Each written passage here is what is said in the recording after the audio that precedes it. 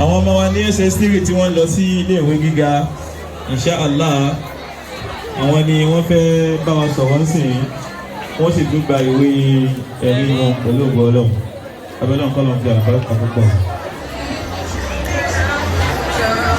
Teach them all, let them live. Show them all the beauty they possess inside. Give them a sense of pride to make it easier. Let the children's laughter remind us how we used to be. I decided long ago never to walk in anyone's shadows. If I fail, if I succeed, at least I'll leave us. I believe no matter what they take from me, they can't take away my dignity. I found the greatest love of all inside of me. I believe the children are future. Teach them well, let them lead the way. Show them all the beauty they possess inside. Give them a sense of pride to make it easier. Let the children's laughter remind us how we used to be. I decided long ago never to walk in anyone's shadow. If I fail, if I succeed, at least I'll leave us. I believe no matter what they take from me, they can't take away my dignity. I found the greatest love of all inside of me. Democracy in Nigeria. Nigeria returned to democratic rule on May 29, 1999. This marked the beginning of the Fourth Republic after several years under the military rule. The hope of the common man, including you and I, became the kingdom. We have a democratic rule, ignite our needs to live in an egalitarian society where we all have equal rights to enjoy democratic dividend. Today, 23 years after, the scope of democratic rule doesn't look encouraging. In any democratic society, the administrative control of such things is the responsibility of some democratically elected office leader. However, a government cannot be termed responsible if the populace find it hardest to enjoy the fruit of democracy. One of such any fruit is good governance, which refers to the political and institutional outcome and process necessary to achieve the better goal in this society. The trueness of good governance is the degree to which it delivers on the promise of human rights. This includes civil, political, cultural, and cultural rights. Without good governance, human rights cannot be respected and protected in a sustainable manner. Good governance can be said to be the responsible conduct of public affairs and management of public resources. In general, good governance is perceived as an administrative law which obliges the state to perform its function in a manner that promotes values of efficiency. According to the World Bank, the concept of good governance is essentially a touchstone upon which the administrative structure of a country can be measured. Literally speaking, if you ask a layman to define the sources of a democratic governance, you will hear him say that such governance needs to attain and provide the fundamental needs of our people. These needs include provision of functioning health system, safe transport system, good drinking water, quality education, and many more. Dear listeners, our nation, Nigeria, has been met with serious challenges, which are poor leadership, corruption, abuse of human rights, and the list is just endless. Permit me to liken our Nigeria's political leaders to bad parents who has failed in their responsibilities to lead by good examples. Mahatma Gandhi, who inspired civil rights and freedom across the world, once said, "Politics without ethical principles is among the sins of humankind." How do we measure good governance? There are some basic principles by which the government must abide by before we can see the government portray good governance. These principles include: number one, transparency. For a government that portrays good governance, the public must have access to transparent information. This also means that the decisions and enforcements taken by the government must be done in a manner that follows rules and regulations. More so, transparency also means that more information should be provided in understandable forms. Number two, rule of law. Good governance requires the enforcement of fair legal framework and the full protection of human rights, particularly the minority. The enforcement of this impartial law required independent judiciary and an unequal law enforcement force. Accountability. This is a key requirement of good governance. In this regard, not only the governmental institution, but also the civil society must be accountable to the public and to their institutional stakeholders. In general, a government must be accountable to those who will be directly affected by its decisions and actions. Effectiveness and efficiency means that processes and institutions provide results that are in tandem with societal demand by making the best use of their resources at their disposal.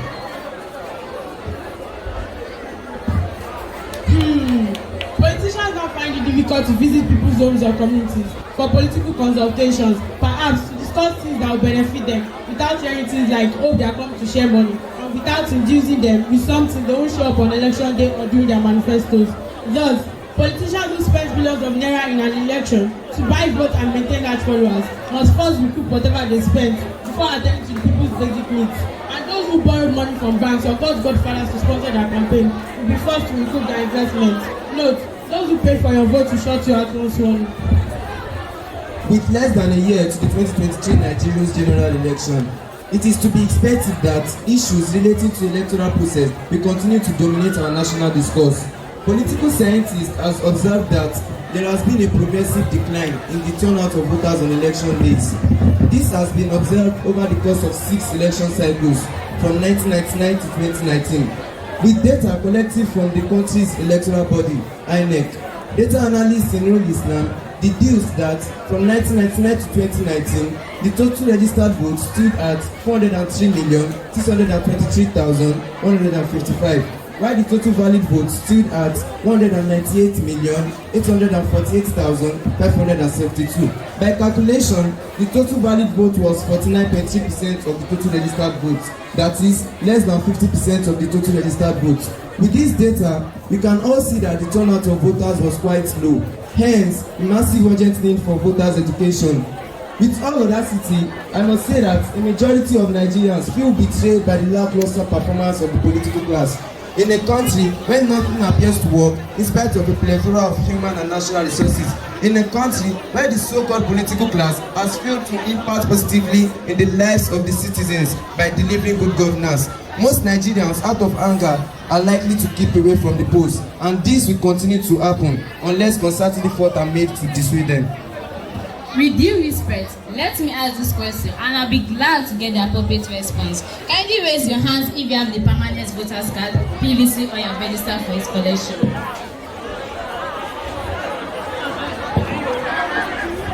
Sir, do you have a permanent voters card? Right, thank you. Sir, do you have a permanent voters card? All right, thank you. Ma, do you have a permanent voters card? I have it here. Okay, ma. All right, thank you. Thank you. All right. Attention, please. Good. One of the factors that have played the progress of Nigeria's democracy and our people is tribalism. It is rather quite unfortunate that voters are not interested in casting their votes for their kinsmen, rather than the person who they are convinced is fit for the century's parliament. If you and I wish our fatherland to develop further than what is at present, we must be ready to sacrifice our self-interest for the betterment of our generation. What can INEC do to ensure voters' education? 1. Before and during election, INEC should develop and disseminate programs to sensitize people on voters and civil education. 2. INEC should ensure the availability of sufficient electoral resources at all registration and polling centers. 3. Every eligible and registered person should have easy access to vote, be it elderly, space person, or people living with disabilities. People have become aware of the significance of having the rights provided in our government. We have woken up from our slumber. Our eyes have become cleared, and our sight are now well focused, like a flying eagle casting its eye on the prey. Gone are those days when some Nigerians cast their votes. Some Nigerians said their votes for some half bag of rice, 5 litres of groundnut oil, carton of indomie, and whatever else. As I stand before you, I humbly implore everyone watching and listening to rise and have courage, and let's take the vote by its own. The power to build a better nation lies within our reach. Now, what is the way forward? Democracy is a system of government that allows citizens to participate in government, which in turn promotes development. After gaining independence from Great Britain on October 1, 1960, Nigeria struggled to develop a fertile ground for democratic governance. Although the political atmosphere is tensed up in the country, as top political leaders, previously regarded as the core of national leadership, are now at each other's throats, threatening an all-out political war. An informal description has been given to these so-called political leaders of ours, who are mostly former presidents and their extended line of followers, occupying various commanding heights of the economy. For Nigeria to get to the desired political level from this state of democracy, the nation will search for near-perfect and highly disciplined leaders who can turn the economy around to the level that will rival other developed nations. The fact remains that our political leaders have overwhelmingly portrayed themselves as mere house gatekeepers who delight in feeding facts of the national misadventures that have led to a widespread misfortune of people. However, it is too late for Nigeria to put the blame over national socio-economic disasters on our past and present leaders alone. To say the truth, every matured Nigerian has a part of guilt in the misplacement of the nation's developmental priorities as clearly charged. Nigerians should not, at this instance, be so much concerned with nominating and electing political candidates who merely fulfill the normal and reasonable indices of leadership that can account for positive or efficient performance. In a closer look, it may be glaring that if set on the right performance barometers, the supportive mentality of would-be leaders for good governance may have been jettisoned from mundane gates and grabs. Rather, Nigerians also expeditiously consider for leadership positions disciplined and eligible men and women who are highly intelligent. This is because, with the innate ability, rapt attention to details, effective communicative knack passion for good governance, and reasonable expectative interest for diverse nation resources, any leader that emerges will be capable of handling the affairs of the country with severity and acumen. Unfortunately, some Nigerian leaders are not fully equipped with the sophisticated system of a democratic give and take. Thereby, their leadership and selfish display in pursuance of sit-tight syndrome has always destroyed the nation's nascent democracy and often led to fratricidal wars that cause the political process and ushering military jackal diplomacy. A true assessment of Nigerian democracy indicates that we have missed the road. I repeat, we have missed the road to the true part of democratic system of government.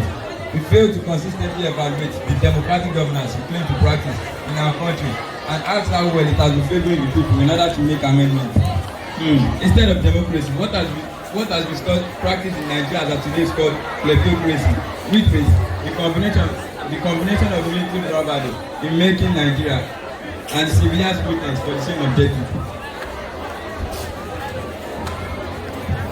61 years as a nation, we are still a nation in fear. Youth have no job. Many self-employed are in armed robbery, kidnapping, thuggery, militancy, and terrorism, as well as banditry. In a place of hope and inspiration, one leader after another inflicts more pains and sufferings. 61 years later, we fear whether we survive as individuals, whether we survive as one invisible nation, whether we survive to tell the tales, whether we have water to drink, electricity to see, jobs to be able to find, even a square meal to eat, roads to get to our various destinations, safety from unknown gunmen and even from known militants, as well as safety from the tyrant security agent. Thank you. If the democratic system guarantees equality, then we should not merely stop and lamenting the growth inequality in the Nigerian society. Solution to Nigerian myriad of democratic problems is as complex as the Nigerian context. And a few salient points. Firstly, visionary and transformational leadership is the way forward. To the leaders who set and create the right environment for their people to give. Innovative leaders capable of articulating our common aspirations and creating an overarching mission of the Nigerian of our dreams. Also, the need for transformational leadership to set our priorities right, ensure meritocracy, and do the actual work. Also, the need for transformational leadership to set our priorities right, ensure meritocracy, and do the actual work of uniting our people and allocating resources to accomplish our shared vision. Without a responsible leadership, Nigeria will only remain in a culture with all its enormous potential. The world is a global village, and competition is right. We must use our best intellectual capacity to learn things if we must be competitive and grow. told, citizens are likely to grow. Second is education. Education changes people's thinking, mindset, productive capacity, value system. Nothing prepares the next generation than education that enables the youth's ability to change society, curious, more innovative, and give skill, but not just certificates. Till you fix education, the future of our dream will only be an illusion. Education and development are two sides of the same coin. On the third is productivity, which is better than the pendulum and rent from natural resources. Productivity gives value, which leads to growth. The only known route to development is productivity. Diversification of the economy is compulsory and must be in the real and service sector. Winston Churchill famously criticized democracy as the worst system of government. Indeed, people get votes to shape their political and economic desires through democratic exercises, but in it are many imperfections. The Westminster democracy has failed to be successful in Africa, and cities have argued that it is because it doesn't speak to their culture. So, they suggested an African democracy that speaks to their culture and value in order to make them successful. Now, what is democracy? Democracy is a political system of government in which people participate actively in not only voting for the rightful leader, but also participate actively in shaping the political output for their government to manage. Development is an advancement to a better state. Most people take development as a change, while some take it as a progress, improvement, and even an advancement. Democracy has 4 main goals. 1. To make the rulers accountable and answerable to their actions and desires. 2. To make the people effective participants in voting for the rightful leader to guide them in their state affairs. 3. To make the society and economy as open and transparent as possible. And 4. To make the society order fundamentally just and equitable to a great number possible. Democratic governance is not only characterized by free and fair ballots, but it also entails freedom of speech, association, assembly, opinion, and expression. More so, it also allows the rule of law to ensure accountability and equal justice. To put an end to all of these corrupt practices, I recommend an open system that will involve a party-wide consultation, requiring a candidate wishing to enter politics to meet with his constituents and sell his candidature to them.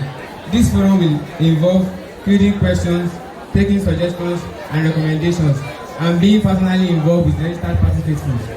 At the end of this consultation process, the participating registered party members will all vote in their party's primary election, supervised by the electoral body. The candidate that finally emerges as the winner in his election will bear the responsibility of being the party's flag bearer. Party primaries and party delegates. A failure of party delegates. Before the major political parties, the ruling party APC and PDP held conventions that produced their flag bearers for next year's general election. It became significant that party delegates owed this country putting forward men and women of impeccable character and exemplary leadership attributes who will be charged with the responsibility of taking the country towards progress. It was unfortunate that the ideal of party delegates are not been considered by all political classes in Nigeria, especially those of the major political parties, APC and PDP. Deaf to the entities of the INEC chairman, Professor Mahmoud Yakubu, who warned that the country was moving towards plutocracy, whereby citizens auction their votes for selfish gains, hence auctioning their votes to the ISBR.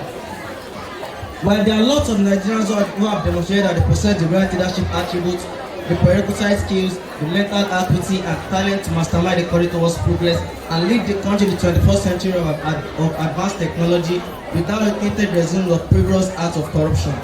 These delegates end up taking the country back to the time where the country was just emerging from the debilitating role of military. This disposition cannot be coming at the worst time. At the time when South Africa was ranked 19th globally by the World Economic Forum, Kenya was also regarded as Silicon Savannah, while having advanced quickly as a hotspot for some of the continent's most innovative digital enterprises. What we have seen play out here is the possibility of trying to get out of our own way before we can begin to conceive of competing on the continent, which has been stimulated by the very self-serving subset of Nigeria. From 0 level to high level, nobody wants you are the somebody. Akuro lẹ́yìn ẹ̀yìn adé níwájú. Alhamdulilayi ọpẹ́ ló yẹ wá. From 0 level to high level. Nobody wá tí wá di somebody. Àkúrò lẹ́yìn ẹ̀yìn adé níwájú. Alhamdulilayi ọpẹ́ ló yẹ wá. Amúdá ṣùkúrà, amúdá ṣùkúrà, amúdá ṣùkúrà.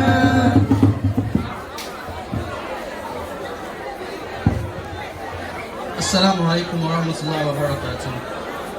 Standing before you here today is Abdul Sanusi, a proud student of this great citadel of Nelly Middle School and Private School.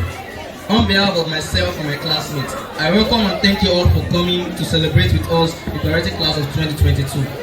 The theme of our farewell speech is behind you all your memories, before you all your dreams, around you all who loves you, and within you all you need. I believe this will have a different meaning and effect on each of us graduating here today. Some of us may have guided through 6 years of academic study with very few road bumps here and there. Yet for others, the past 6 years in school might not have been so easy. Many of us have concealed our problems behind the school uniform as we walk through the doors of school every morning. But graduation is a time of unity for each and every one of us to come together and give ourselves the pat on the back we deserve, while also cherishing the good memories and lessons we have learned for being part and enjoyed over the last 6 years. I'm sure everyone behind me here remembers walking through the strong steel gates of our very first day in school in the year of 2016. Back then, I never would have believed my 6 years in school would go so easily. Underneath all the hatred of getting up at 5:30 every morning about sitting in class for a period of 9 periods of 40-minute lessons every day. In my dearest life, I never would have thought for 1 second that I could ever forget my lunch at home.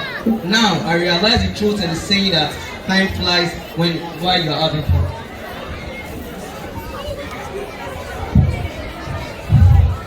You would never have identified or been able to demonstrate our potential today without the solid support system we enjoyed from this great institution of learning, the staffs, our friends, and most importantly, our life wire, our parents. What would we have achieved? Where would we have been without our parents? The ones who scream because they have to, as they say. The ones who ensured prompt and consistent payment of our tuition and other fees. Who will never be late to school by waking us up 2 hours before we planned to. The ones who showed us love not because they had to, but because they wanted and meant to. We are quite aware of your expectations from us as to do well in school or life, to get good grades in our school leaving certificates, and to push on for another 4 years or so and claim a university degree. Sometimes, a sense of underachievement is formed when such things aren't completed, and there is also competitions among parents for their children to be the best. We want you to know today that we are committed to all these expectations and promise to continue to strive hard, to excel, and put smiles on your faces. Trust, we are going to make you proud. We love you, we appreciate you, and we will never relent in our effort to be the best we can be.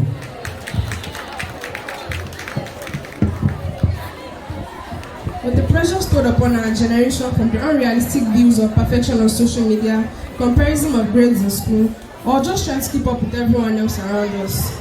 Sometimes the last thing on our mind is ourselves, our own happiness. It is easier for us to dream when we are younger, but as we get older, our dreams change.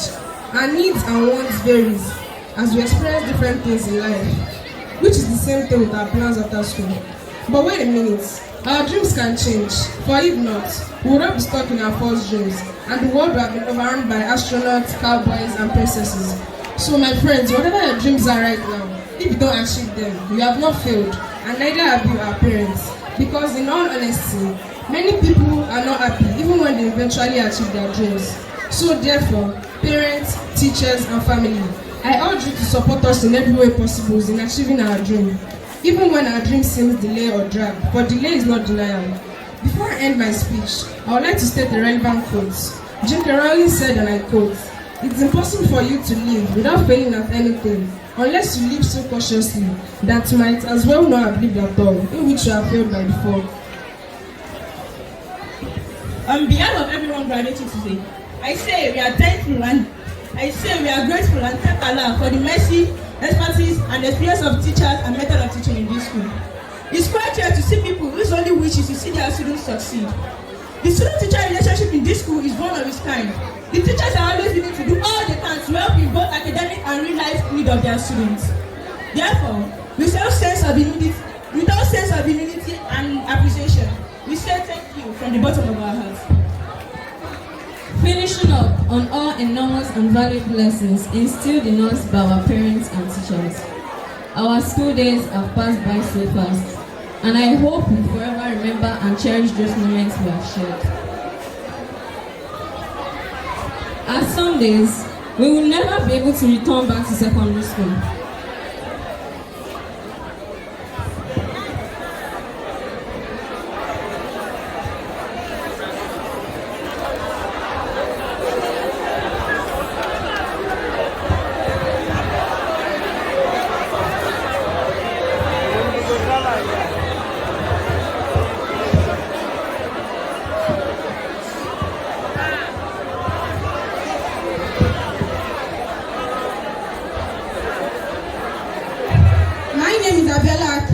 A program from the SSU.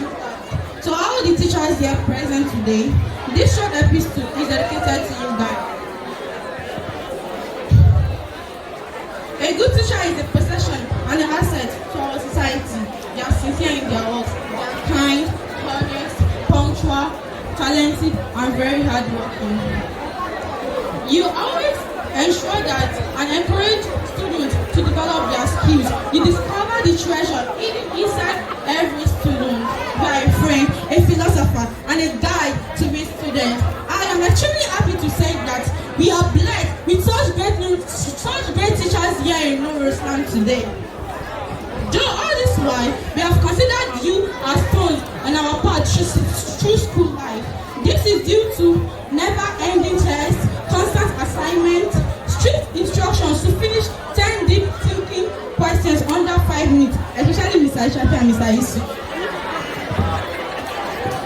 I just want to use this medium to tell you that we are very, very grateful and thankful for all your care and all your never-ending efforts didn't go unnoticed. We, the graduating class of 2021-2022 session, use this opportunity to say a big Jazakumullah Khairan. Thank you. Now, this one is dedicated to my fellow. You are sleeping on this.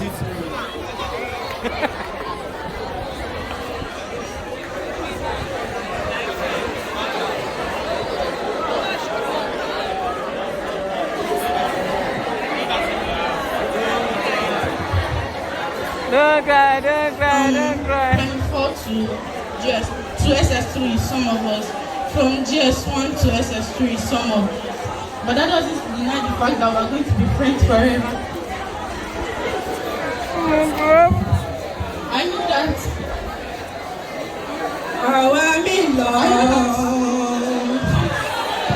I know that some of us, or some of you, not only my classmates, some of my seniors like Bakayode Kausar and Aset, and some of our teachers here are disappointed in me because of a particular situation which I'm not ready to give an explanation to right now. But I just want to say that everybody's journey has mud, rain, sun, and flowers. Presently, I'm inside my mud, but when I get out, my rain will fall. It will wash away my mud, then the sun will shine. It will drive away the rain, then I'll pass through the flowers, then I'll come out cleaner and nicer. So don't lose your hope in me, don't lose your trust in me, because I'm still the Akila I know, the very Akila I know from Primary 4.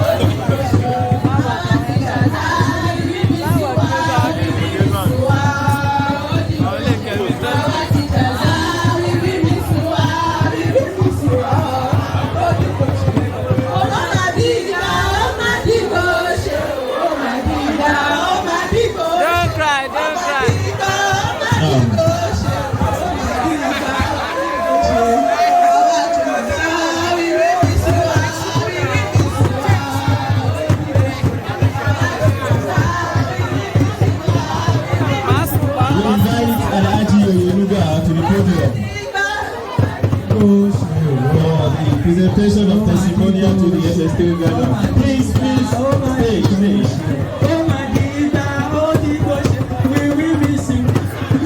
And also our Umu Mzia.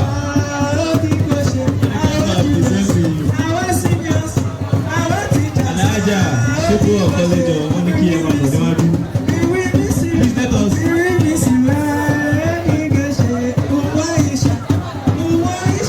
Abdulsalam Abdullah Akabi. Ẹ jẹ́ kí àwọn òbí wọn kí àwọn dúró sí ẹ̀yìn wọn fún bàbá tí kò. Babalọlá Abdullah. Babalọlá Abdullah Olúwaṣeun Bismillah. Tán.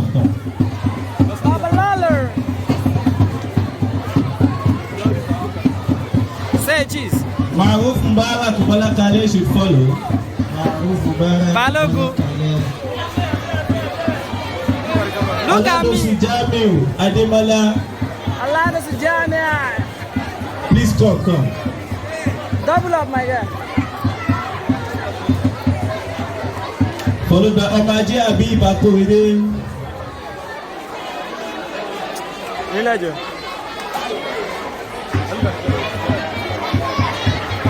Osinaja Akim Adewale. Bisura Ashe.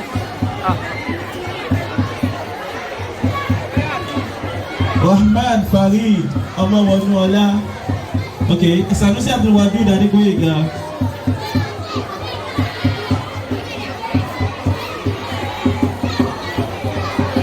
Then Sulaiman Abdulwarif. Waris.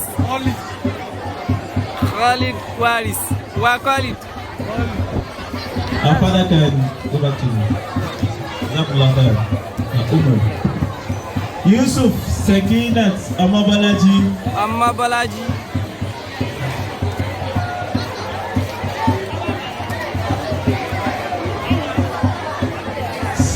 Salahuddin Latifat Adeshewa. Okay, Owo Aminat Titilayo. Then Odukoya Farhan Ayomide. And Kamil Abdulghani Farida Oyeladun.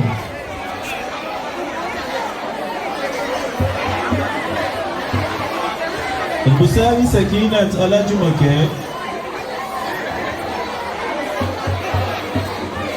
Kí àwọn òbí wọn dúró sí ẹ̀yìn wọn lẹ́yìn ìgbà tó bá ti gbà tán. Abiola Akila Adedoyin.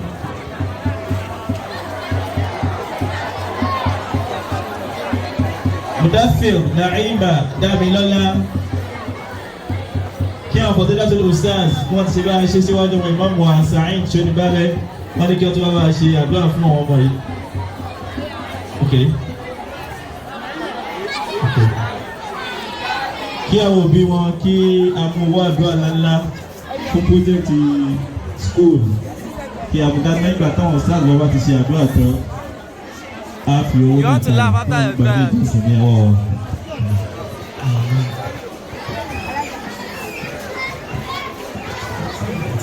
Go and sit down in your own place. You did not do your homework. Now, أعوذ بالله من الشيطان الرجيم. بسم الله الرحمن الرحيم. Àwọn eléyìí. Why are these small children? Gbàgbé àpò tàbá ṣe fún wọn. Wọ́n bàjẹ́ tí wọ́n sọ pé owó àbí ọ̀nà ọmọ wá sí skul náà nìkan tó fi sí. Ààyè ìṣe náà ní ṣáàlà. Àpò Ustaz Shakir káwọn náà máa bọ̀. Ustaz Habib káwọn náà máa bọ̀. Awareness káwọn náà máa bọ̀. Ìṣẹ́jú kọ̀ọ̀kan ẹ ṣáà ṣàdúrà sí i lórí àwọn tá àwọn aráwájú wọn yìí àti àwọn aráwájú wọn yìí wọn ní ìdàdúrà wọn fẹ́ bọ́ sáyé àbá mi bá ní ayé ti mọ̀ yín ènìyàn mọ̀ yín o ọlọ́run là yín lọ́wọ́ ayé wọ́n fẹ́ kí gbogbo wa fún náà àṣẹ wa láti ṣàdúrà fún wọn so ẹ̀ka bá ń ṣe ṣókíṣókí kágbá náà ṣe bá ṣe tiwọn awareness ok أعوذ بالله من الشيطان الرجيم بسم الله الرحمن الرحيم. Àbí ọlọ́run bá rí pẹ́lá èyí tí ẹgbàá ìpè kí ó jẹ́ ìṣẹ̀ṣẹ̀gbọ̀n lórí fún rẹ̀. Ọlọ́run mọ́jọ jẹ́ òkèèrè fún rẹ̀. Àti àsìkò bẹ́ẹ̀ ọlọ́run bá rí pẹ́lá ẹ tó fẹ́ bọ́ sínú ayé mi ọ̀wáyé.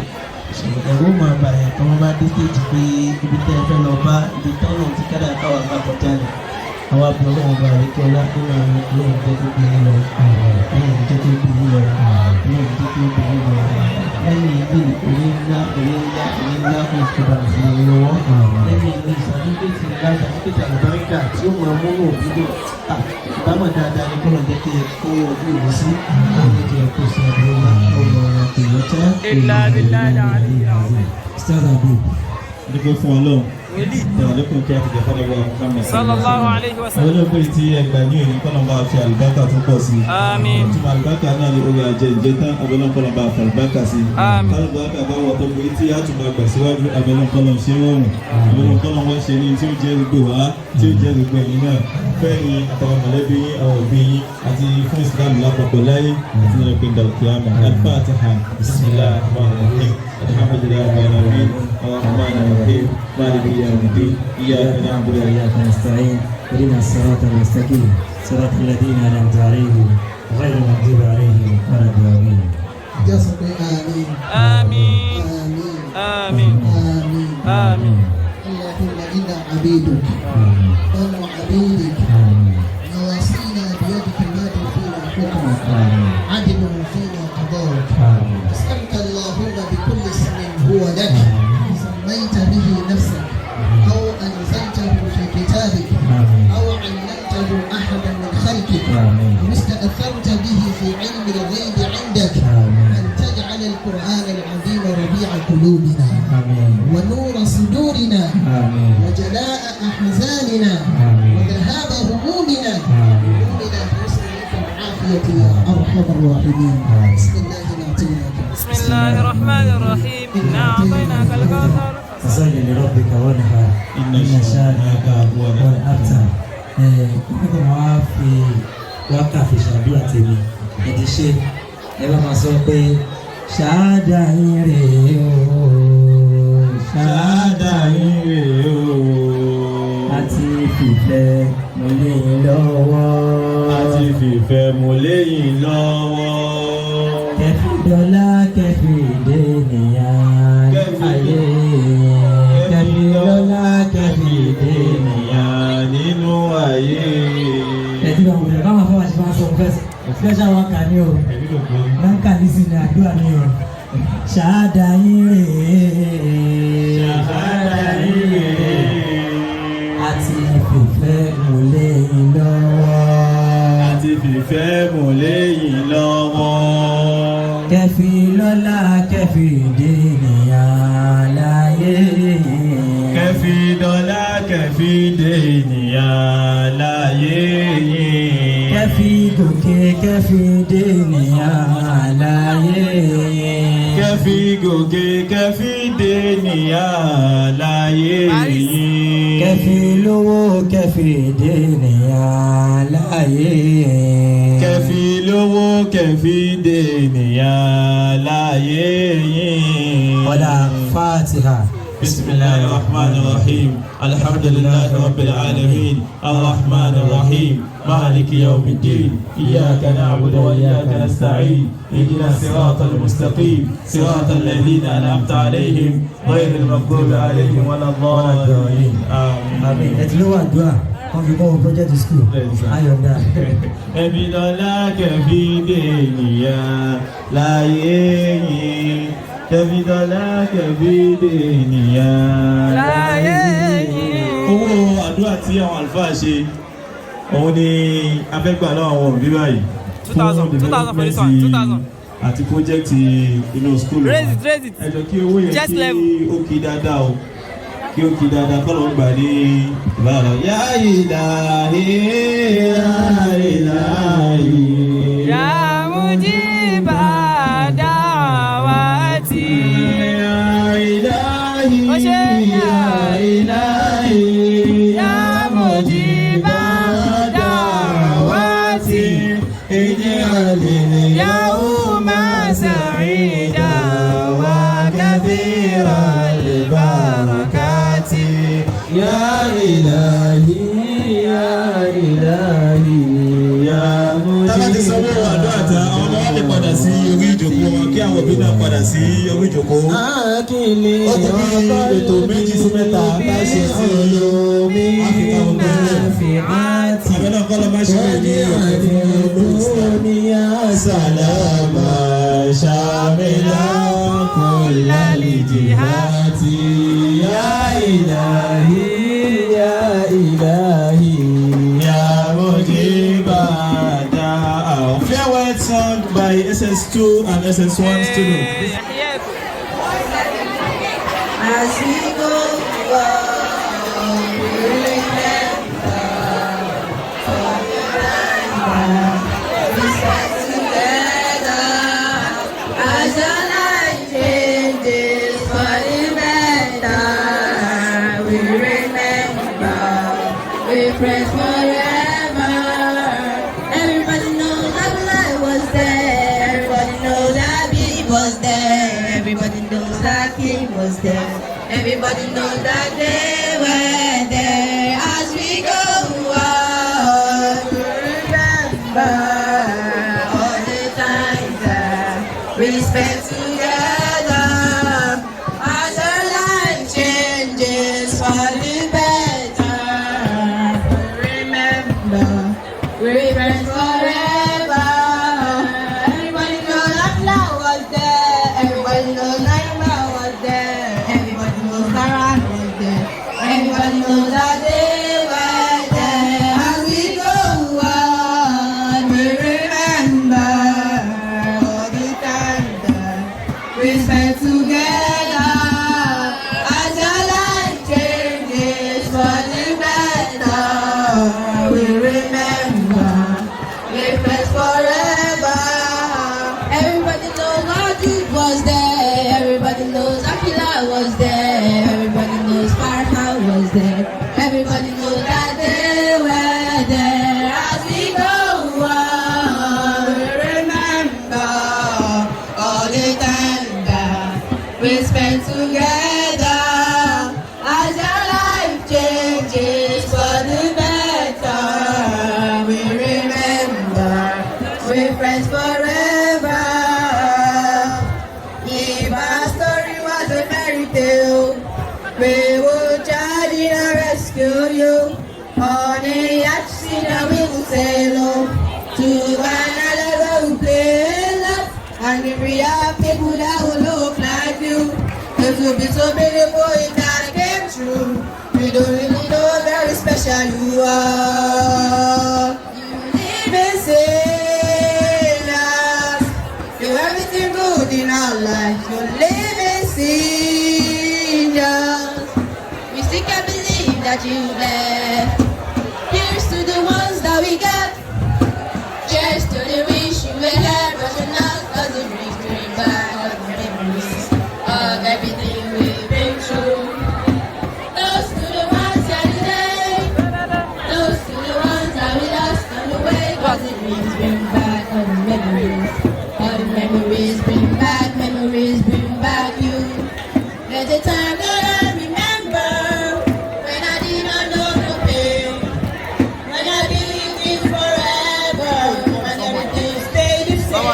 Ooh, yeah, our hearts feel like December when somebody say your name. Cause I can't reach out to call you, but I know I'll lose one day. Yeah, everybody hurts sometime, everybody hurts someday. Yeah, everything gonna be alright. Gonna raise a glass and say, hey, here's to the ones that we got.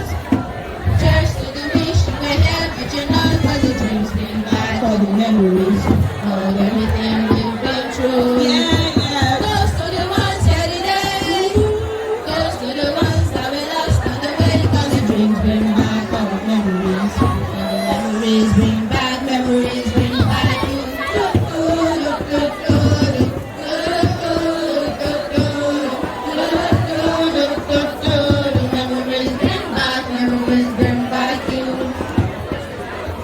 100 miles, 200 miles, 300 miles, 400 miles. We will be 500 miles away from school. 100 miles, 200 miles, 300 miles, 400 miles. We will be 500 miles away from school. I just see us, we love you so much, we are learning so much from you. We will be 500 miles away from school. I just see us, we love you so much, we are learning so much from you. We will be 500 miles away from school. Roses in the valley, but the lilies are growing. I love for you, shall never, never die. I love for you, shall never, never die.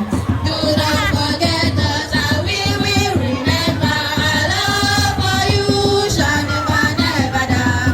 I love for you, shall never, never die. Senior Abdullah, it's a pity you are leaving. Senior Latifa, it's a pity you are leaving. Senior Wadudu, it's a pity you are leaving. Senior Habibi, it's a pity you are leaving. Senior Naima, it's a pity you are leaving. I love for you, shall never, never die. I love for you, shall never, never die. Senior Afaya, it's a pity you are leaving. Senior Akila, it's a pity you are leaving. Senior Jabir, it's a pity you are leaving. Senior Istaba, it's a pity you are leaving. Senior Sekina, it's a pity you are leaving. Senior Colin, it's a pity you are leaving. Senior Fayhan, it's a pity you are leaving. I love for you, shall never, never die. I love for you, shall never, never die. I love for you, shall never, never die. I love for you, shall never. Surely we shall meet again in God's grace. Surely we shall meet again in God's grace. Do re mi fa mi re do ti la so do ti la so. Do re mi fa mi re do ti la so do ti la so. Ìjàmù bá wọ̀rẹ̀ lórúsà lórúsà. Ojú mi rí o. Mo kàwé kàwé ojú mi fẹ́rẹ̀ fọ́. Do re mi fa mi re do ti la so do ti la so. Do re mi fa mi re do ti la so do ti la so. Ìbò ìbò làwa mi lọ rẹ̀. Kéde mi lọ ṣe àwa mi lọ kọ́ bá mẹ́rin. Ó dára yéye ètò ìbò sọ sí wa lọ́kàn.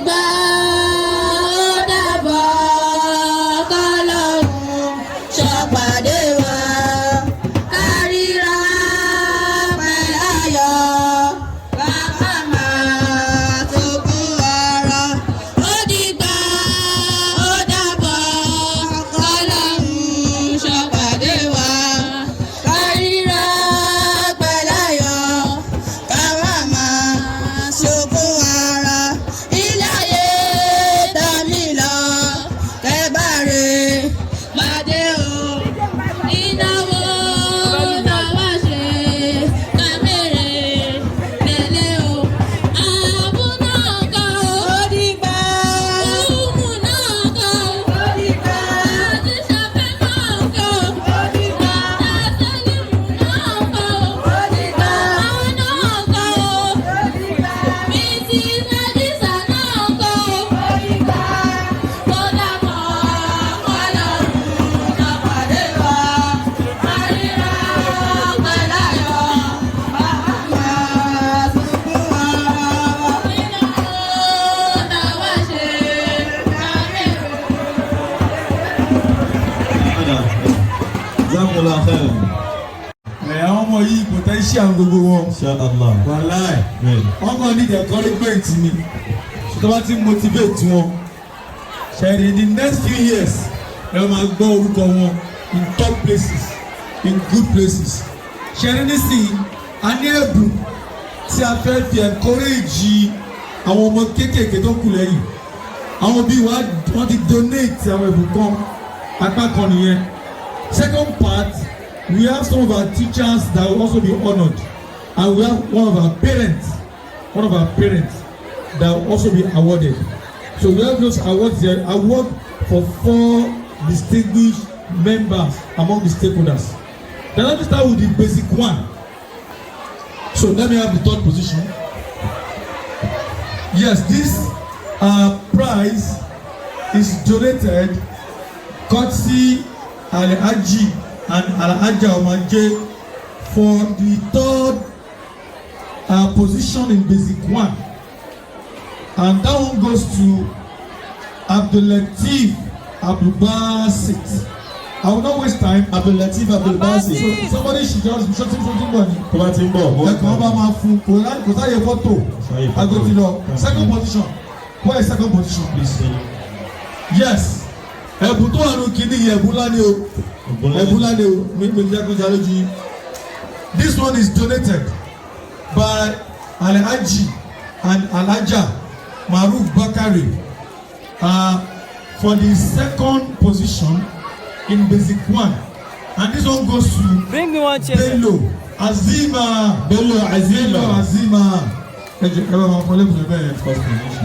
First position, this is donated by Alhaji and Alhaja Maruf Bakari. That is the PTA chairman to the first position in basic one and that prize goes to no other person other than the daughter of our guest lecturer in the person of Maryam Ibrahim Kabirullah. Allahu Akbar. Once Maryam Ibrahim come forth for the gift. We are going to basic 2 because of time. Ẹ bá máa fún ọ ní ẹ̀bùn yẹn kí ẹ bá máa kí àwọn ọmọ mi wọ́n ṣe assignment wọn dáadáa wọ́n kàwé wọn dáadáa. Àwọn tó kù náà nígbà tí yàtọ̀ sí àwọn ojú bíá 1 mark 2 mark lọ 1 mark 2 mark 0.5 gbogbo wọn wọ́n ṣe dáadáa ṣùgbọ́n ẹ̀bùn yẹn ò pọ̀ rẹpẹtẹ. Donated by Alhaji and Alhaja Shobote to 3rd position in basic 2 and that one goes to Adeyemi Mutmainna. And this one from Alhaji and Alhaja Maruf Bakari to 2nd position in basic 2 and this one goes to a young one in the person of Agboola Abdulmukit. Allahu Akbar. Agboola Abdulmukit. Ẹyẹ òbí ẹ má bínú pé àjẹ́ kí ẹ wá wáyà mọ́tò pẹ̀lú kí dẹ́bọ̀tì abẹ́ máa ṣe ní under seconds. Ẹ̀bùn pọ̀ lẹ́gàn. This one goes to from Alhaji and Alhaja Maruf Bakari to 1st position in basic 2 and that one goes to Adebola Abdulsabur. Allahu Akbar. Adébọ́lá Abdulsabur. Náà ti pupa. Ọwọ́ yìí ẹ̀jẹ̀ yìí rẹ̀. Yeah, this gift is donated by Alhaji. And yes, we are already in Basic 3 now. Our train has moved to Basic 3. Alhaji and Alhaja Shobotre. And this prize goes to the top position in Basic 3 in the person of Bello Akila. Allahu Akbar. Bello Akila. Still in Basic 3 is the second position, and the prize is donated by Alhaji and Alhaja Maruf Bakari to the second position in Basic 3, and that prize goes to àwọn tó ń kí Modakeke lẹ́ẹ̀kan yẹn tó ń kí Modakeke in the person of Akibode Kabirat. Allahu Akbar. So àwọn èèyàn lọ sí Basic 4 rí yẹn wọ́n lè ṣẹ́rí ẹ̀yìn òbí ọlọ́run àbá tó máa bòrí láṣìírí àmín bòrí lọ́wọ́ gbogbo support ẹ̀ ṣùgbọ́n àwọn ẹ̀ iṣẹ́ yẹn ń yọ. And this one is also donated by Alhaji and Alhaja Maruf Bakari to first position in Basic 3, and this one goes to our Komantalepu. Hey, Komantalepu. Bonjour. Ṣẹ́rántí ọmọ yẹn. Ṣẹ́rántí. In the person of Abdulatif Abdulrasheed. Allahu Akbar. French you must study. Basic 4. Yeah, Basic 4. Now we are going to Basic 4, and this one donated by Alhaji and Alhaja Omaje to third position in Basic 4 in the person of Ogusoya Abdurrahman. Allahu Akbar. Abdurrahman. Ọmọ yẹn wẹ̀ náà. Second position. Second position, this is a gift donated by Alhaji and Alhaja Maruf Bakari to second position Basic 4, and it goes to no other person other than our Yoruba newscaster. Who knows the name? Yoruba newscaster Odusoya Yusuf. Odusoya Yusuf. Allahu Akbar. First position. Ẹ̀rí àwọn èèyàn pàtẹ́ fún àwọn ìdíwọ́n dùn sí àwọn ẹ̀rí fìlàmọ́ ẹ̀ fìlàmọ́ máa wò bẹ̀rẹ̀. This one is also donated by Alhaji and Alhaja Maruf Bakari to the first position in Basic 4, and it goes to another person other than Sulaiman Asia. Allahu Akbar. Asia, come for a prize. Basic 5. You are listening to me. Basic 5 donated by Alhaji and Alhaja Omaje to the third position in Basic 5, and this one goes to no other person other than one of the graduates, Jamil Abdulrazak. Allahu Akbar. Second position, you can see, I know you saw that young girl that was presenting about democracy and was marching, was smiling, very happy and excited. A gift donated by Alhaji and Alhaja Maruf Bakari to the second position in Basic 5 in the person of our young girl Olalekan Farida. Allahu Akbar. Always smiling, always smiling, always smiling. She's very good girl, very lively. And this one goes one of the other graduates that was marshalling out her point to her parents to the delight of her guests, and a gift donated by Alhaji and Alhaja Maruf Bakari to first position in 25 in the person of Owolabi Fauzia. Allahu Akbar. Yes, it's one. Now we have now moved our train to Basic. We learn Basic 6. We are now in this one. Abu Alami. Yes. Your father donated the gift. He didn't know where the gift would go to. Unknowingly, the gift is going back to his son. Allahu Akbar. In the person of course, the gift donated by Alhaja Yusuf. Third position goes to Yusuf Alamin. Allahu Akbar. They are going to JS2 now. Second position. Second position, also a gift donated by Alhaji and Alhaja Maruf Bakari. Yes, that's the boy marrying here. Alhaji and Alhaja Maruf Bakari to second position in Basic 1, sorry, GSS1. They are now going to GSS2. Sure. So no other person other than that young boy, Afolabi Fatim. Allahu Akbar. First position. Yes. Yeah, let me see the face. Okay, yes. Our Yoruba, they will group. Yes, no Islam will group. Now this gift is also donated by the PTA chair. One for any owó tó sanra ẹ̀rí. orí gift ẹ ṣe pọ̀ Alhaji and Alhaja Maruf Bakare to first position in GSS1 now obìnrin kó wọn lẹ́nu ẹ̀ o àbúrò obìnrin lẹ́lẹ̀ Allahu Akbar àwọn obìnrin ti bẹ̀rẹ̀ báyìí Abdulgani Ajara come out for your prize. Okay, also for GSS1 donated by the Statistician School of Public Speaking, best in English studies to the best student in GSS1 in the person of Abdulgani Ajara. GSS2. Now, you know, in these lower classes, we are giving out the prizes to overall best. The 3 overall best. This one goes to, of course, a gift donated by Ali Aja Yusuf Abu Arabi to third position GSS2, Babatunde Sumaya. This gift also from Alhaji and Alhaja Maruf Bakare to second position in GSS2. No other person. Avant Larabawa. Àwọn ọmọdé wọn start to say tí lábàwọn kan tó. Agboola Abdulmuiz Adekola. Allah first position. Now we are now in GSS2. Now second position abi. Yes. Àwọn ọmọ méjì tó ń sọ lábàá rẹ̀ kọ́ yẹn. Allahu Akbar. This one goes obìnrin tún yí àwọn ọkùnrin mọ́lẹ̀ báyìí o. Ó yí wọ́n mọ́lẹ̀ GSS1. Wọ́n tún lulẹ̀ GSS2. Wọ́n lulẹ̀. Ó tún lulẹ̀. Ó lulẹ̀ lẹ́ẹ̀kíní mi ò sọ̀rọ̀. Ó lulẹ̀ lẹ́ẹ̀kejì. Mo ti gbọ́ o. A gift donated. Ẹ̀yin ló kàn. Àwọn obìnrin ló kàn. Allahu Akbar. Wọ́n náà ló kàn. Okay na. Àwọn obìnrin ti lulẹ̀. Alhaji and Alhaja Maruf Bakare to first position in GSS2 to no other person other than Anifowose Aisha. Allahu Akbar. Best in English. The best in English in GSS2 goes to, of course, a gift donated by the Statistician School of Public Speaking to the best student in English language, Anifowose Aisha. Kebirullah. Now you are going to GS3. Okay, best. GS3. Now you are now in GS3.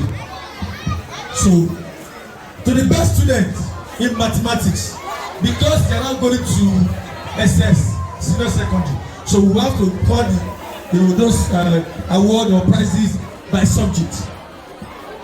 Give the Alhaji Adenekon, yes, Alhaji Adenekon, to best student in mathematics in GS3, and this one goes to another person, other Abdulrahman Abdulmalik. Allahu Akbar. Best in English.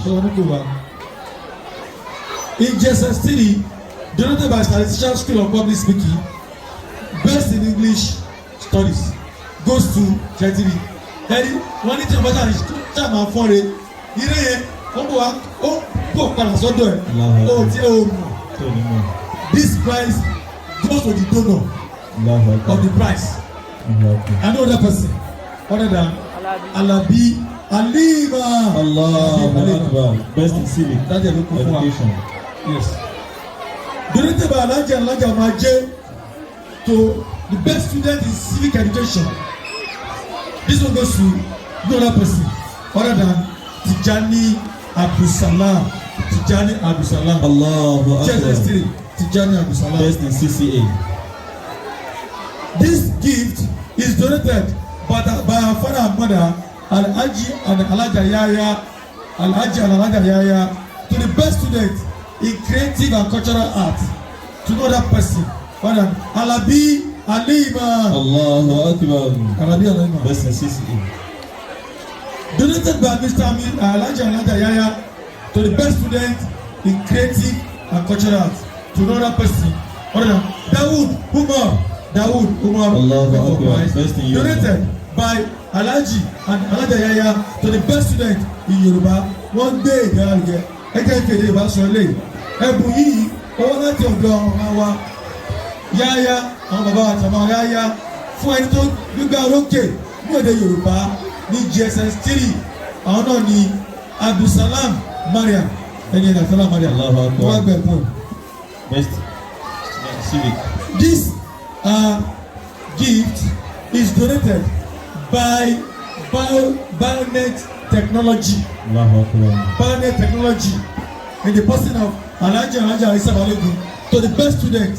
Wọ́n ní ká fún best student ICT ni ṣùgbọ́n ICT ti gba gift tó wọlé so ICT na wọ́n like but we redirected it to this subject and that subject is civic education and it goes to another person other than Kelekun Mistura.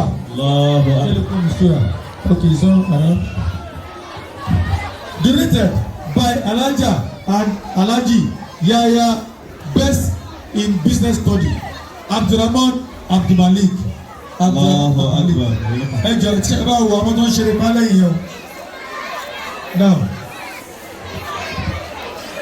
which class is this?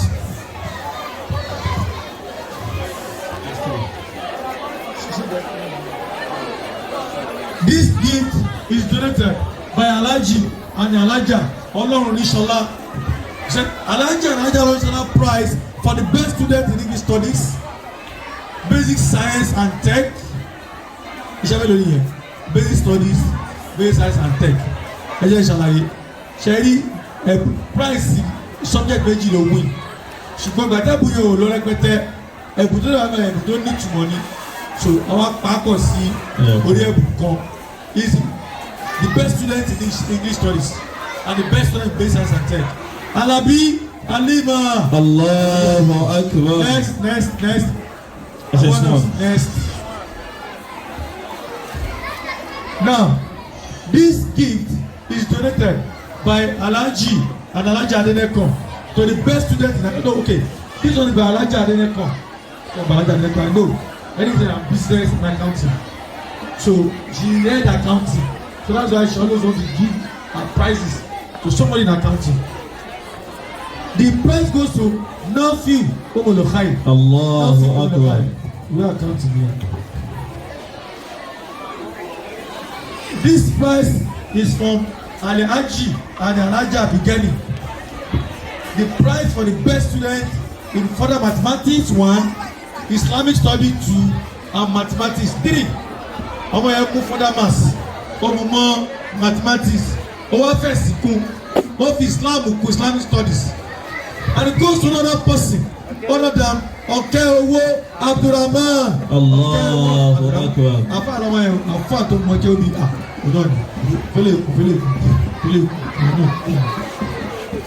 Okay. Now, one come out paper call. Donated by White Lamp Energy Solution Limited. Sherry White Lamp. Wait. What is she doing? White Lamp Energy Solution. Anything that has to do with ICT, anything that has to do with energy, electrical. Lára àwọn olùkọ́ àwọn ọmọ yìí, àwọn ló ní company yẹn. It's a registered company and they are doing very fine. Àwọn ni wọ́n gbé ẹ̀bùn yìí sílẹ̀. White Lamp Energy Solution Limited. Best in physics goes to Okeowo Abdulrahman. Allahu Akbar. Amen. This gift is donated by Alhaji Owolabi M.O. to the best student in chemistry. And this student is going to the ST now. And no other person. Ọmọ yẹn mú mathematics, ó mú further maths, ó mú chemistry, ó mú physics. Àwọn ọkùnrin ló kọ́ báyìí. Àwọn ọkùnrin wo for making us proud. Òjá lulẹ̀ àti ìgbà gbọ́dọ̀ ọ̀la. Deliver Alhaji Owolabi M.O. Best in chemistry, Okeowo Abdulrahman. Allahu Akbar. This gift is donated by the Statistician School of Public Speaking to the best student in each language. Another person. To the best student in English studies. That is Olorunnishola Aisha Afọwọ́yálé Kọ́másù Ìgbólọ. Ẹni ìbò náà nìkan bí ìbò. Wọ́n tún gbélé. Donated by Alhaji Adeneko to best student in English language for the same class, and the person is Olorunnishola Aisha. Allahu Akbar. Master Igbogo. I teach. Yes, this is from I Teach Up. I Teach Up. So, to the best student in government, I will not disclose the figure behind I Teach Up. They are not asking to disclose it, but he's a political analyst. Like I feel explain. Best student in government goes to another person other than Yusuf Habiba. Yusuf Habiba. Yes. This one goes to Alhaji and Alhaja Abdulkadir Prize for the best student in commerce, in literature, and Yoruba language. 3 subjects in one. Àti filẹ̀ fún ìyá báyìí. Kó máa lọ sí ọ̀dọ̀ Yusuf Habiba. Allahu Akbar. To the best student in ICT, this thing will look like technology. Donated by White Lamp Energy Solution. White Lamp Energy Solution Limited. Best in ICT. Adedeji Mujida. Adedeji Mujida. Allahu Akbar. Storage area. Let me see her face. Okay. Alhaji and Alhaja Abdulkadir Prize for the best student in economics, biology, and agricultural science goes to no other person other than Adedeji Mujida Keberuwa. Allahu Akbar. Now, you see the next one? Yes. Now, donated by Alhaji and Alhaja Adeneko, best student in entrepreneurship goes to another person other than Ajala Zainab. Allahu Akbar. Zainab. This gift is donated by Barnet Technology in the person of Alhaji Alhaja Isa Balogun. Best student in civic education goes to Ileswami Abdulrakib. Ileswami Abdulrakib. Allahu Akbar. Next class, please. Don't say this. Which class is this now?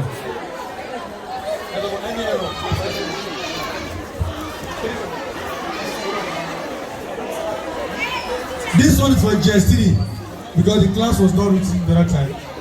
This is Alhaji and Alhaja Olorinshola Prize. Only question for me ṣe ní orúkọ yìí. Alhaji and Alhaja Olorinshola Prize. Wọ́n fún mi ní ìdíṣẹ́ àwọn ẹ̀kọ́ ọ̀tọ̀. For the best students in French, Islamic study and Purificational studies, PVS, Purificational studies. Abdulsalam Mariam. Allahu Akbar. Mariam. Moving to SS2. Now in SS2. Donated by Salesian School of Public Speaking. Best in English studies goes to Odusoya Rekia. Odusoya Rekia. Allahu Akbar. Because of the significance of this point, I'm going to pause. I want to call our stars. Yes, I want to pause now. I will use this gift to round up after the presentation of the awards. I will invite our stars in the house, Ustaz Shakir, to anchor the award presentation on behalf of the school management. أعوذ بالله من الشيطان الرجيم بسم الله الرحمن الرحيم الحمد لله والصلاة والسلام على رسول الله. We thank Allah subhanahu our Prophet Muhammad sallallahu alayhi wa sallam. Our esteemed parents, Mr. Chairman, our lecturer for the day, distinguished ladies and gentlemen. Our Prophet Muhammad sallallahu alayhi wa sallam said in one of his sayings, "Man la yashkuru an-nasa la yashkuru Allah." Whosoever that does not appreciate Allah subhanahu wa ta'ala will find it difficult to appreciate people. And that is why our brothers and sisters, our fathers, distinguished ladies and gentlemen, we have decided to recognize certain individuals who have not only been part of the success story, but they have contributed immensely and positively to our lives and the lives of our children. Distinguished ladies and gentlemen, these people are perfect example of employee who lift others up and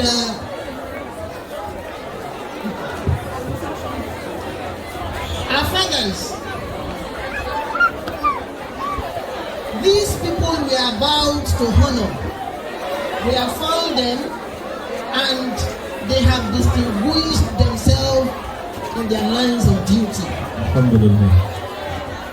The first person I'm going to call is none other but Mr. Dare Ismail. Mr. Ismail Abdul Karim Dare, please can we have him on the stage?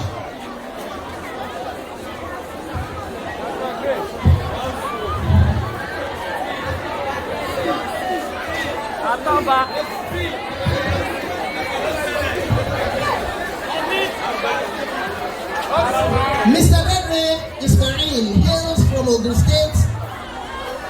He started his education in Ijebu-Ode and he also attended the prestigious Ijebu-Ode Grammar School where he completed his secondary school education. He then proceeded to Ogun State University, now known as Olabisi Onabanjo University, where he studied microbiology and graduated with honors. Because of his versatility and especially his keen interest in information and communication technology, Mr. Ismail Dare is a Google certified mobile web specialist. He is also a Google certified front-end web developer and is also an Oracle certified Java programmer. Mr. Dare is fondly called by his students and friends, was a former biology teacher and also ICT teacher of this great citadel of learning known as Islam Comprehensive College. But now he works as an implementation engineer at Concept Nova, an ICT company that is situated at the heart of Lagos. Mr. Ismail Dare likes football. He also loves to explore new things and also likes watching documentaries. The Alaki of Ijebu land. The Atobatele one. The Alaki is happily married to his beautiful wife, Mrs. Latifa Ismail, and is also blessed with two children, Muhammad and Ibrahim. May Allah continue to preserve them all upon goodness. Distinguished ladies and gentlemen, I want to call on Al-Hajj Abdul Ghani to please come out and join me. And ladies and gentlemen, everyone, please join me with a round of applause or with a very big takbir in appreciating this gentleman. To Nurul Islam, we say a big jazakumullahu khairan, a big congratulations to him. May Allah continue to be with him. All those students that Mr. Dare taught, if you are here, come to the podium. Yes, you have fun. No, don't run, just walk gently. Mr. Dare taught me. Come down. Just walk gently. That's how walk gently. Walk gently. Mr. Dare taught me. Come out and celebrate with Mr. Dare. So, and I will call on Mr. Honorable Jibril, Mr. Jibril, to come and decorate in front of all with this ID. Inshallah. So decorate Mr. Dare. Mashallah. So Mr. Dare is being Mr. Dare is being decorated by one of his students, Jibril, Mashallah, who is a product of Adoke Akitola University. Mashallah. Mr. Dare taught to come out. So we have this certificate. Mr. Dare is no longer with us. Wait. Mubarak, wait, just hold on. Take this certificate first. Now, basic one. The neatest student in the lower primary goes to Yunus Sultan. Basic one. Somebody should come and be taken. Yunus Sultan. Please come for your Meritorious Award. Mustafa Hussein, meter student for lower primary. Mustafa Husseina, they are very neat. Adebola Abusobo, meter student for the male category. Basic 2, Adebola, meter student for the year ended. Oyelanu Khalilullah, best BA student for 2021 lower primary. Best BA, and I'm not bad. Oyelanu Khalilullah, Aliya Yusuf, most punctual students. I only imagine the day school. Most punctual go to Aliya Yusuf. Best BA students in the lower primary. Best BA student lower primary. Bello Zinat Ariyike Aramon Oba in the class. Adamu Abdulrahman Erewande, most improved students. Ọmọ yẹn gbéṣẹ́ yọ in the lower primary, most improved students. Tẹ́lá wo result last year and the result this year, ọmọ náà improved to come. For the female category, most improved students. Akisoya Fatia Anoluapo. Akisoya Fatia Anoluapo.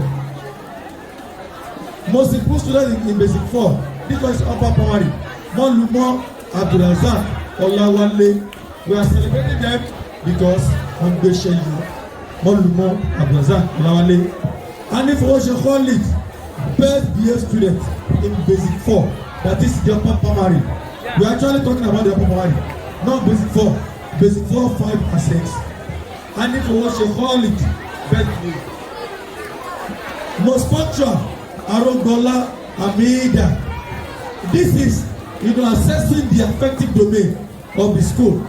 Most punctual students, Arongola Amida in basic 4 for the year. Odusoya Yusuf Omopariola, most punctual students. Male, yes, for the male category. Odusoya Yusuf Omopariola. Show me Omopariola. Odusoya Yusuf Omopariola. Yusuf.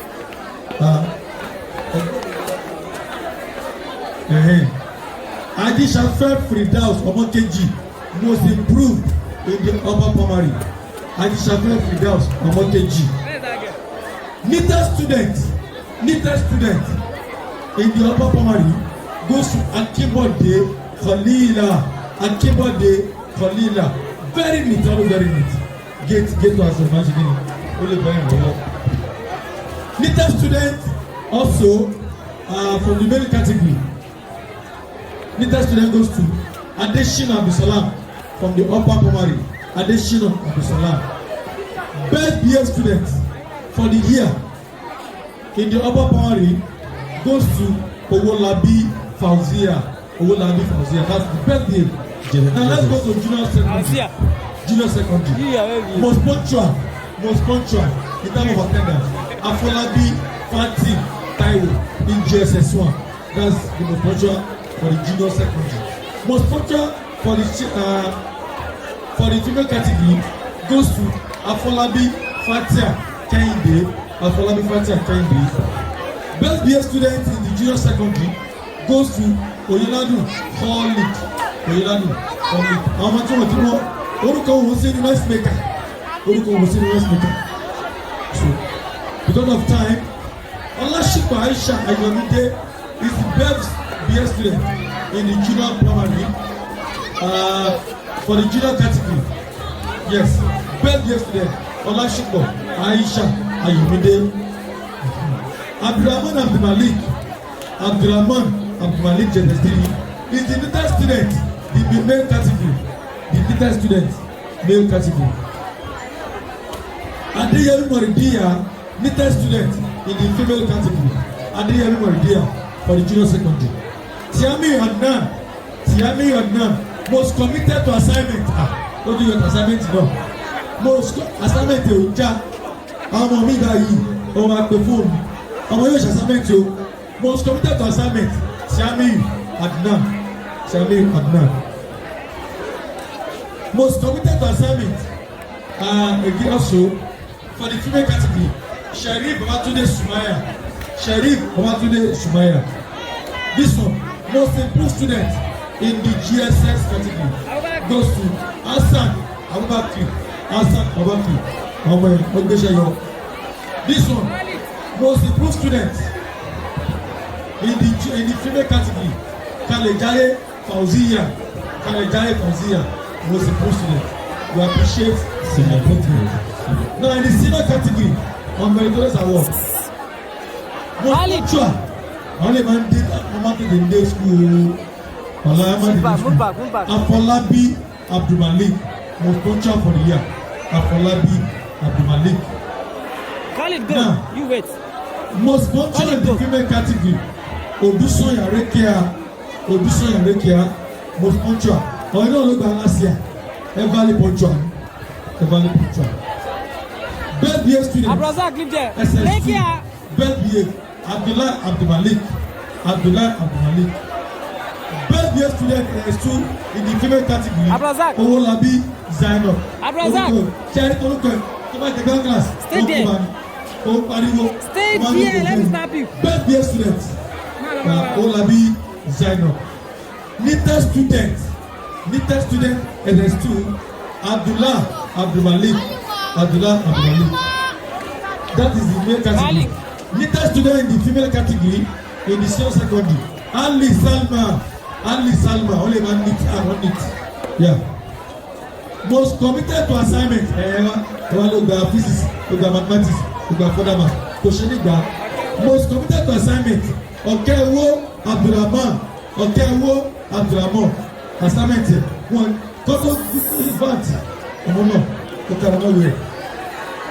Most committed to assignment in the female category Adedeji Mujida. Anything you only be prize and award won. Adedeji Mujida has done. Most improved students. Muhyiddin Abdulmateen. Now, most improved students SS1 to SS2 Adeneko Amina. Now let me go back to my award. Now this one goes to Maruf Abdulmalik. Best student in ICT goes from Whiteland Energy Solution Limited. Best in ICT, Maruf Abdulmalik SS2. Come for the prize. This is a gift donated by Alhaji Owolabi MO. Best in chemistry goes to Maruf Abdulmalik. Best in chemistry. That's very good of you. Donated by White Lamp Energy Solution. Best in physics. Abdulgani Farouk SS2. This gift is donated by late Ẹja Ṣekúlù Aláwọ̀ Kọ́mísìmílà fún alájà àwọn ẹ̀ṣin last year àwọn fúnra wọn ni wọ́n gbé gift yìí kalẹ̀ fún àwọn best students but ní yíyá yìí Ọlọ́run ti pè wọ́n sọ́dọ̀ gbogbo tó bá ṣe sílẹ̀ ẹ̀rí òun ni ó máa jẹ́ ẹ̀sùn fún wọn tó wá ń ṣe lọ late alájà ìṣílòkù Obis Ventures prize for the best student in civic education and Islamic studies goes to Arogola Farida.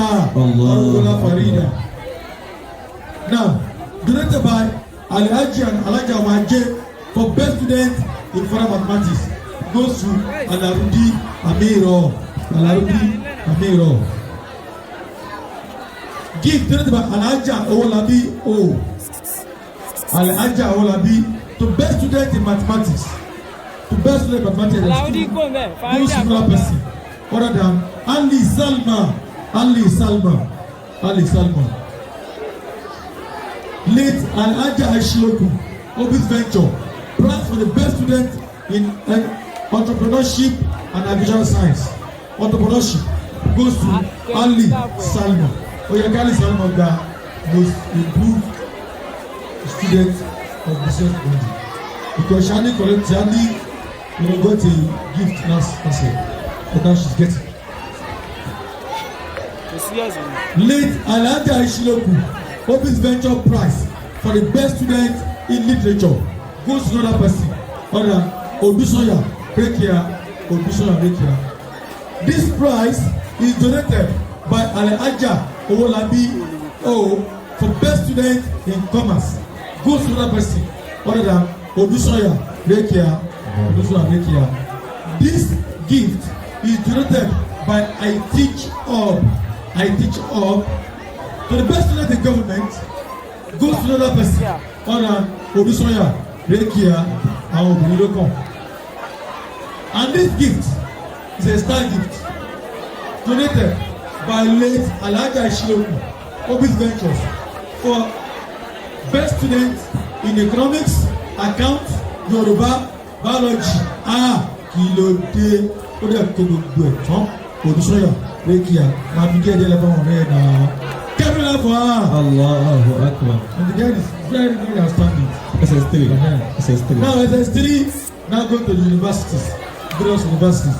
SS3 students best in accounting donated by Mr. and Mrs. Yaya eléyìí àwọn ọmọ sábà máa ṣiṣẹ́ ní engineering ni donated by Mr. and Mrs. Yaya to best in accounting Mudathir Naima prize best student in entrepreneurship by Alhaji and Alhaja Yaya goes to Kamil Farida. Kamil Farida. Best student in further mathematics goes to Maruf Mubarak. This gift is donated by Alhaji and Alhaja Yaya. Alhaji and Alhaja Yaya best student in commerce goes to Salaudeen Latifa. Best student in physics donated by Alhaji Olalekon to best student in physics goes to Omaje Habib. Donated by Mr. and Mrs. Yaya best student in natural science goes to Abiola Akila. Best student in biology a gift donated by Alhaji Olalekon. Look at this place. Alhaji just show your gift to the camera. Best in biology Babalola Abdullah. Gift donated by Alhaji Olalekon. This one goes to best student in economics. Donated by Alhaji Olalekon to the best student in economics. It goes to another person other than Yusuf Sakina. And this gift is a star gift donated by late Alhaja Eshiloku Obis Ventures Prize for the best student in government, in literature and civic education combined to Yusuf Sakina. Now, this gift donated by Alhaji Olalekon to best student in mathematics goes to Adeneko Abdullah. This gift donated by Statistician School of Public Speaking to the best student in English Studies goes to Abdullah Adeneko. Of course, it's a star gift donated by Alhaja Eshiloku Obis Ventures for the best student in English Studies, Chemistry, IRS, and further mathematics to Adeneko Abdullah. Now, Arabic, junior lower. Okay, this for Arabic language. Osobase Alamin. The same thing goes to second position, junior lower. Egba Khalid Oluwatosin. Donated by Ustaz Shakir.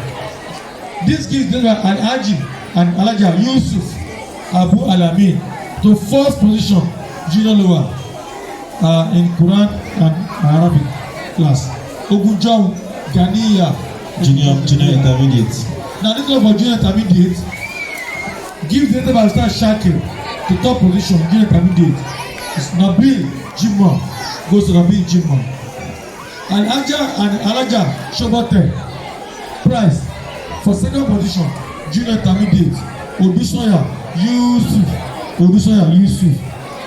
is there.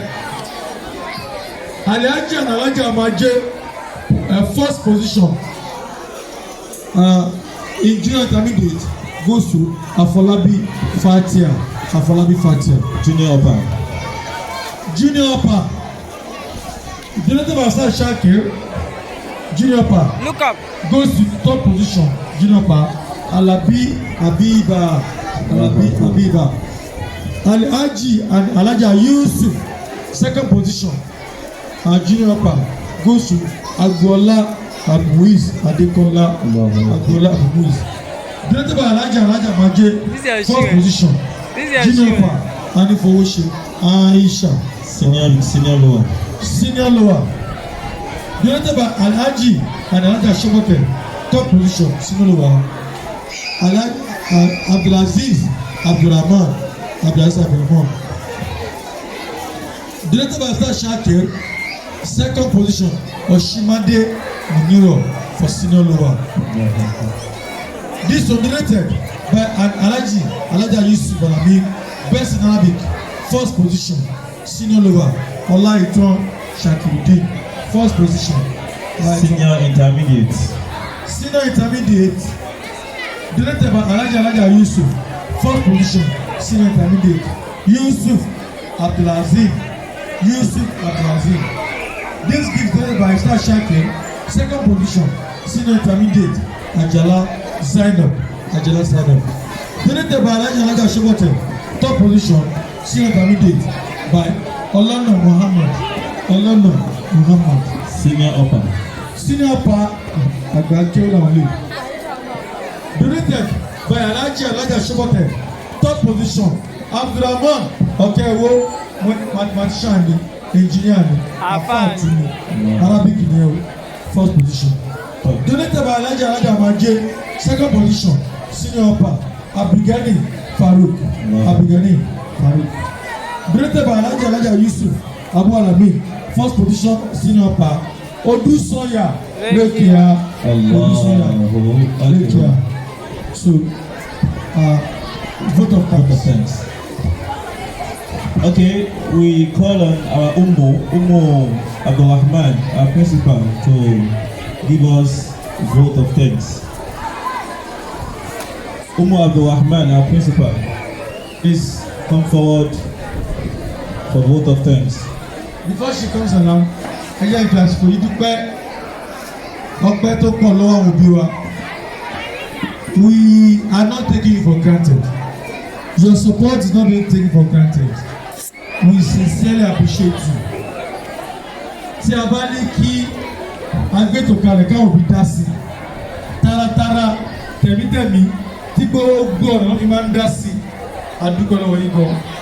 Gbogbo ẹ̀yin òbí wa pápátá pàápàá jùlọ àwọn òbí tí ọmọ wọn ti graduate by látòrí mọ́mí Akíla Abíọ́lá láti kíláàsì wo ni ọmọ ẹ̀ ti dé báyìí láti kékeré kí wọn gbogbo àwọn ọmọ ẹ̀fọ́ pátá tí wọ́n ti ń lọ school àwọn òbí wọn really appreciate you. We appreciate our guest lecturer our brothers wa inshallah Dr. Lola Abdulkudus Ibrahim.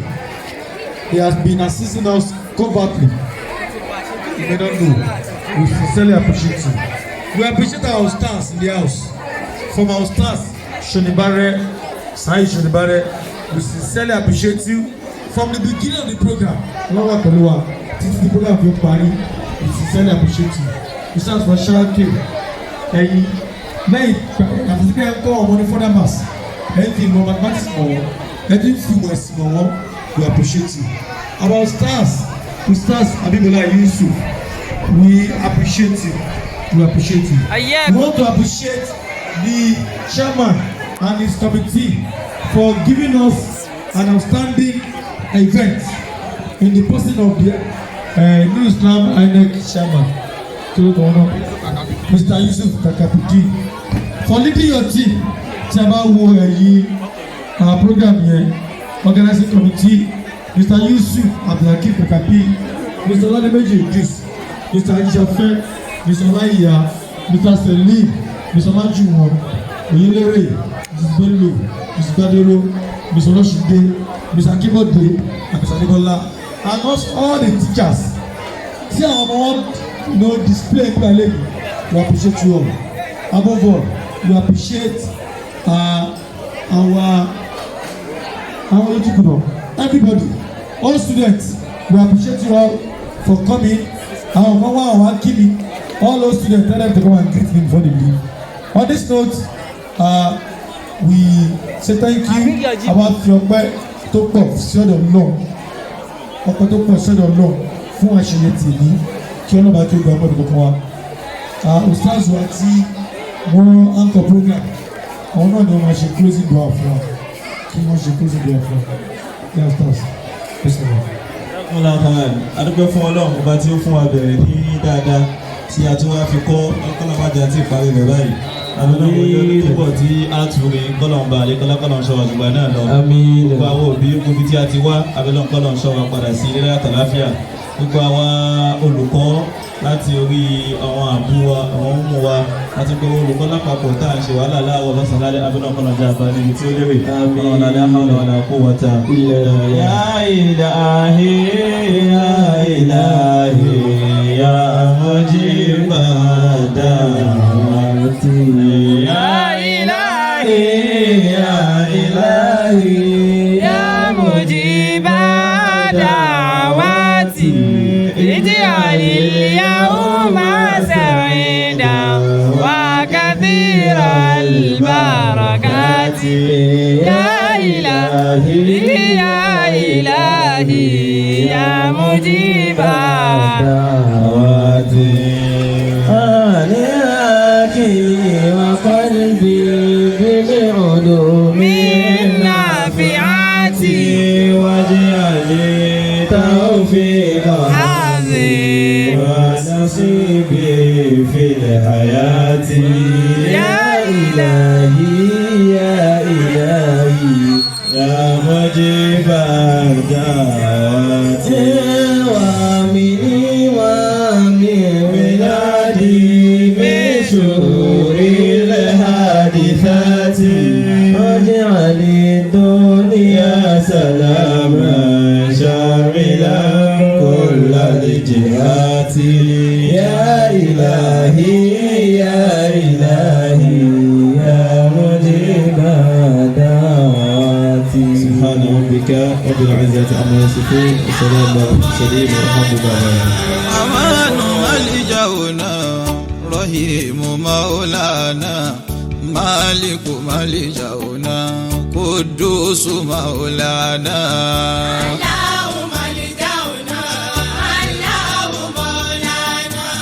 سلام ملجأنا مؤمن مولانا مهيمن ملجأنا عزيز مولانا